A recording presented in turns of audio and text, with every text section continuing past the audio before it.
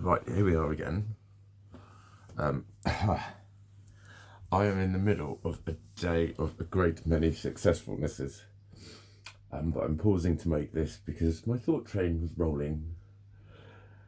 And again, I'm going to mention the therapeutical benefit of making these videos. And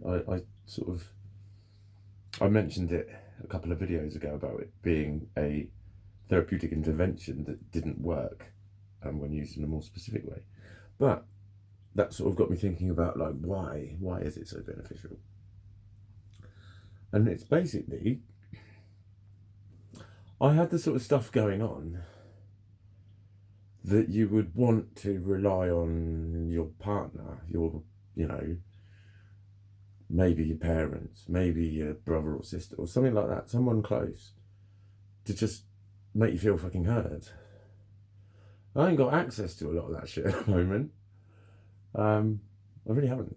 I'm very, very, very, very alone. Not just socially alone. So I think that's why these help. And it's a form of human connection. And like yourself, not checked like exactly who's. I've had a few emails and a few people have told me who's watching, but I don't know everyone. And I kind of like that in a way. But what was I going to say about that? What was I going to say about that? I suppose I don't want it to be that I'm connecting with anyone specific. Not when I'm doing these. I want them to be connecting with anyone at all. Even if it's just me, that's how it's therapeutic. It's like I haven't needed a partner or a loved one to offload to because I've had you. And I could have been talking to my own face when I say that. And it's just as beneficial, I think, in so many ways. And it's those simple things. And it just made me think of a few other things where, like, the last person I was actually seeing, which breaking up with her was part of my little that led up to my breakdown. This is nothing. The whole of this is actually fuck all to do with her. There's no malice at all. But one of the little things, everyone's got their own little sweet things that you like about them. One of her things was she used to say, "I want to hear about your day," and she mentioned it quite a lot. And she'd look interested and happy, and she'd sort of, do that sort of thing while she was listening. And I fucking loved it. Of course you fucking loved it, Mikey, because you're a fucking narcissist. Everything's about you. Anyone who shows interest in you, no, because the other thing was, we actually had a thing where we did that. Tell me about your day, and we'd both have a little 5 minutes. And I loved it either way round.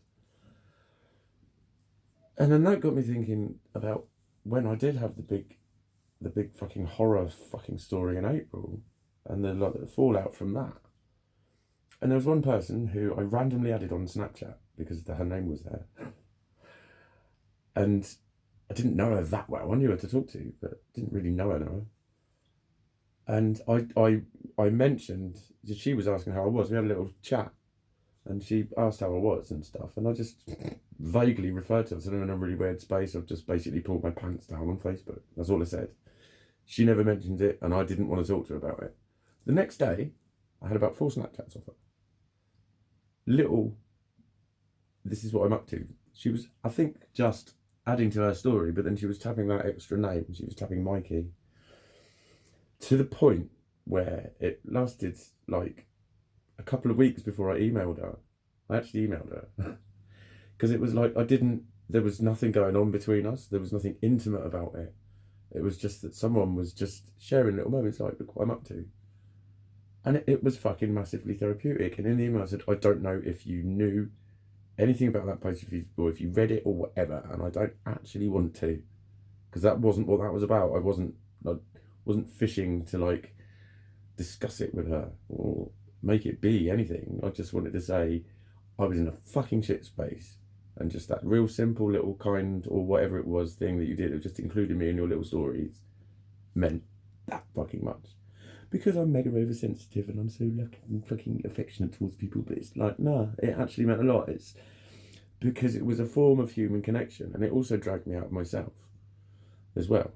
It dragged me out of myself. It's like, stop, you know what I mean? Just little windows to someone else's world. And that's what this is. It's just a bigger window. So it was like I had this to offload to. This was my loved one. This was my my missus. And I didn't have to piss anyone off in the process by thinking, oh, for fuck's sake, we need to be at fucking such and such is for 3, and you're still going on about this crap. But it's just that it's that, I think that is then what linked into how myself and a lot of other people always talk about that not feeling understood, and society always comes up with the phrase, you're not the only one going through this, you know. Fucking hundreds of people say that. And it's always that they've seemed to have surmised it from what the other person's saying, because the other person rarely says that directly for the person to say that to them. They think that. So there's that wall, isn't there? There's that fucking wall. And that's the bit that needs bridging. Because the people that are saying, you know, I feel misunderstood, that's what they want. It's that sense of belonging that you get from someone just connecting with you. So, you know, is it the same as seeing someone's coffee on a Snapchat? No, of course it's not. That's not what I'm on about. But it's like that. It's just a form of human connection that gives you a sense of belonging, and it's something that we all need. And a lot of these memes that you get about, you know, you're okay on your own and all that, it's like trying to encourage isolation. I think it's actually toxic. There's nothing wrong with being independent and self-reliant and all of those things, but then it gets to a point where you don't push everyone away from you either, because we do need human contact, and it's not just touching each other's faces and looking into each other's eyes. It's a form of contact that can be very kind of Snapchatical and still be effective. It can, because it's the stuff behind it. Like I said, that was what just kept popping into my head. I kept getting Snapchats from this person. I was like, it looks like that's what she's putting on the story, and I was thinking, well, why is she pressing my name as well? She's making sure I see it. That's nice of her. She's just making sure I'm included in her little story, and that just fucking meant loads to me.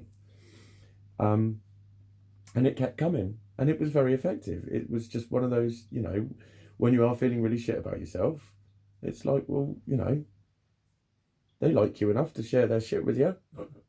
You can't be that bad. In a very simplistic way, it was almost like that.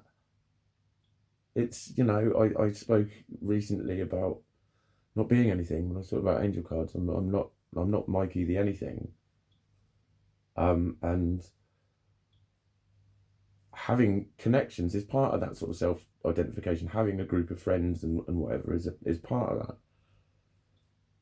And when you find that really difficult to maintain, that's what they say up on the symptoms list. It finds close relationships difficult to maintain. Well, this sounds like it's all my fault, doesn't it? It's a very brief description of something that's fucking horrible. What it means is falls out with fucking everyone and has no fucking idea why, and is left baffled, hurt, lost, and alone. Going, what the fuck have I done this time? That's what they mean when they say difficulty in maintaining close relationships. So I'm scared of relationships, but I like the connections. I'm in that place where I like being included, but I can't. It's horrible.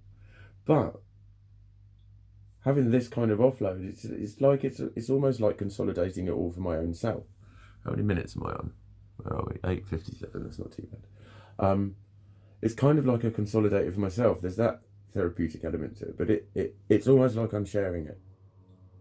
And like I say, with all of the stuff I've put on Facebook, all of the like potentially embarrassing fucking material I've put on there, it's not the fact that I do want people to read it. The one in April that was the one I wanted everyone to read, because I was thinking, just fucking know me, because this is weird. But it wasn't that I wanted them to read it to then discuss it. It was like, I just wanted you to know it. Just wanted everyone to know it. And there's something about when I commit something to text or to film and I put it on the internet, it's not who watches it, it's the fact that they could.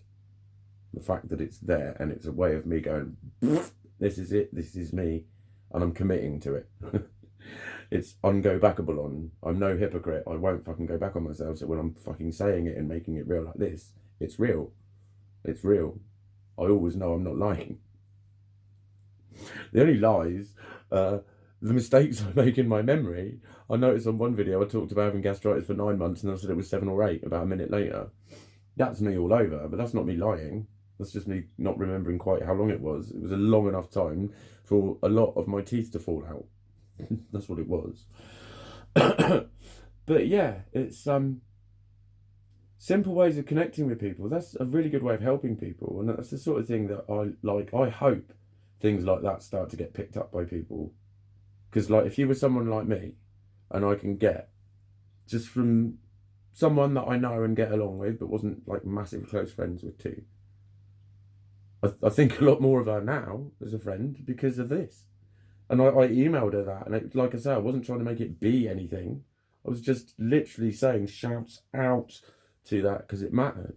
So imagine if I'd have had 10 people doing simple little things.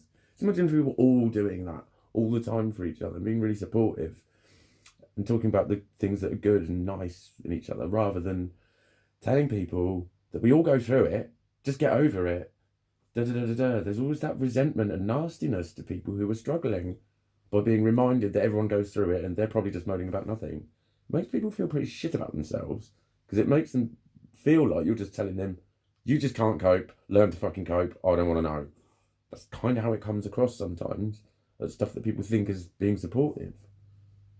Like, I don't know. There's some very simple and very effective therapeutic elements to people just including each other in little elements of their life, and just because it says to that other person that they were thinking of you, I think is what it is. It doesn't quite matter what they send you, but what matters is they thought of you and they know that you like getting those little things. And I just thought, what I try and do now is I always try and comment on something. I'm not very good at maintaining my focus, but as I go through Facebook, I'll try and write something to someone that's positive because it's what I want back. So it's what I'm putting out. And if we all did it, we'd all get it. It'd be lush.